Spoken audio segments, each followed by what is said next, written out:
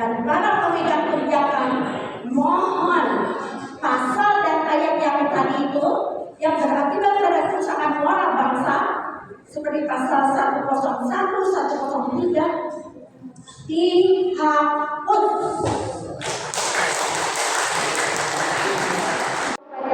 Assalamualaikum warahmatullahi wabarakatuh.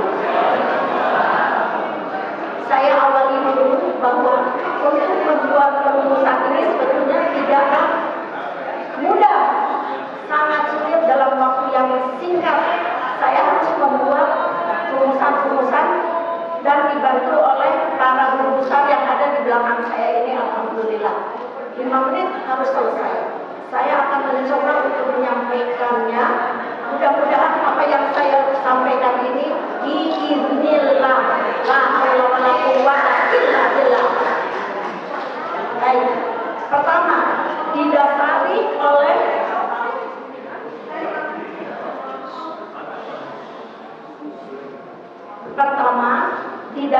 oleh Al-Quran surat Al-Isra ayat 70. Allah berikan kemuliaan kepada manusia.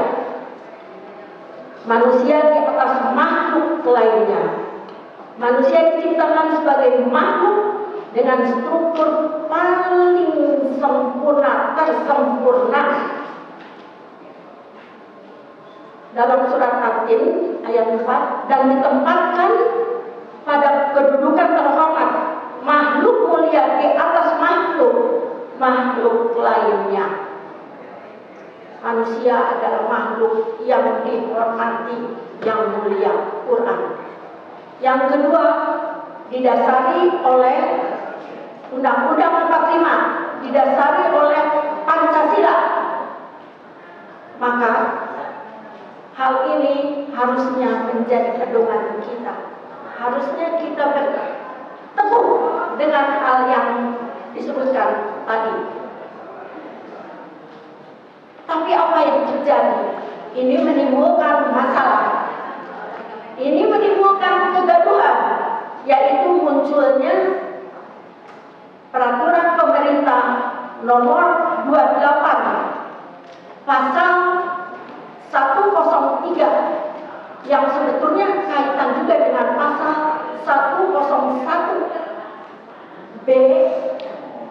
Jadi ayat 1B,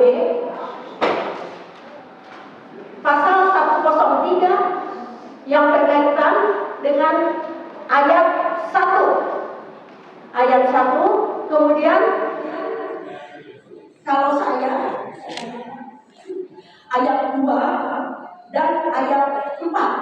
Ayat 4 itu adalah pegangan yang membuat kita merasakan kegaduhan. Kegaduhan itu tentu saja menimbulkan keresahan, keprihatinan, terutama dari kalangan kami yang sudah sepuh-sepuh ini untuk keturunan yang akan datang. Apa yang menyebabkan kegaduhannya adalah yang pertama, ini saya akan menyebutkan intinya. Pasal 101 bahwa ini tentang B, kesehatan sistem produksi usia sekolah dan remaja. Itu menjadi headline. Jadi itu usia sekolah dan remaja itu. Nah kemudian pada 103 sudah saya bagikan itu pada pasal 1, yaitu yang kita ambil itu adalah pasal 3-nya, yaitu S1, 3, 1, 2, 3 sebetulnya selesai dan 4.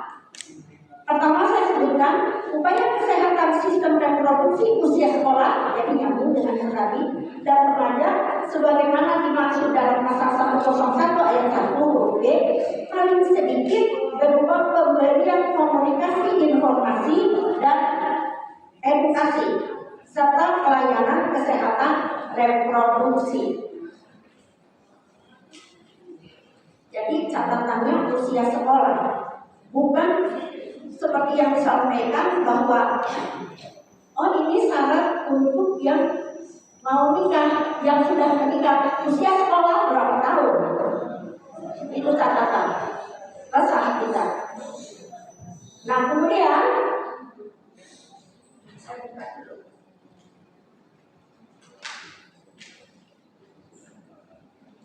ini catatan pasal 103, 1 dan 4 yang mengatur penyediaan alat kontrasepsi bagi anak usia sekolah dan remaja. Kami berpandangan ini sangat tidak tepat dan dapat disalahartikan sebagai pembolehan hubungan seksual di luar pernikahan. Pada usia tersebut, anak-anak dan remaja masih berada dalam tahap perkembangan yang rentan, sehingga mereka membutuhkan bimbingan dan pendidikan yang tepat, bukan fasilitas yang dapat mendorong perilaku seksual yang tidak bertanggung jawab. Kedua, pasal 03 dan ayat 2 ini yang mewajibkan adanya edukasi tentang perilaku seksual beresiko dan akibatnya, serta melindungi diri dan makhluk menolak hubungan seksual bagi anak usia sekolah dan remaja. Ini dapat ditafsirkan sebagai dukungan terhadap seks bebas asalkan aman dan bertanggung jawab. Edukasi seksual yang diberikan harus selaras dengan nilai-nilai agama dan budaya. Kalau saya ambil dari apa yang disampaikan oleh Prof. Susi tadi, seharusnya peraturan pemerintah itu harus ada dasarnya, yaitu dasar-dasar peraturan perundang-undangan yang baik itu adalah harus ada dasar filosofisnya. Pancasila itu sudah dasar filosofisnya. Adakah itu dasar yuridis, dasar sosiologis, dan dasar teknik perancangan? Jadi kalau menurut Prof. harus dibongkar lagi itu. Nah selanjutnya kalau kita simak dengan pasal 4-nya, yaitu pelayanan kesehatan reproduksi sebagaimana dimaksud ayat 1 paling sedikit meliputi ini yang dijadikan tekanan, membuat kita menolak bukan alat kontrasepsinya yang disediakan sebetulnya, tapi dasar dirinya yang mengandung dasar filosofisnya. Bagaimana kalau tadi dikaitkan dengan Al-Quran, dari makhluk yang terhormat menjadi makhluk yang hina-hina.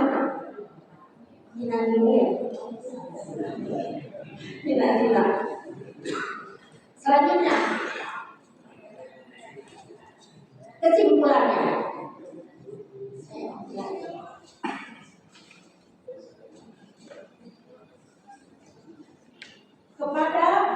Jadi untuk yang tadi semua itu, sikap akhir kami adalah kepada pemerintah dan para pemegang kebijakan, mohon pasal dan ayat yang tadi itu yang berakibat pada kerusakan moral bangsa seperti pasal 101, 103 dihapus.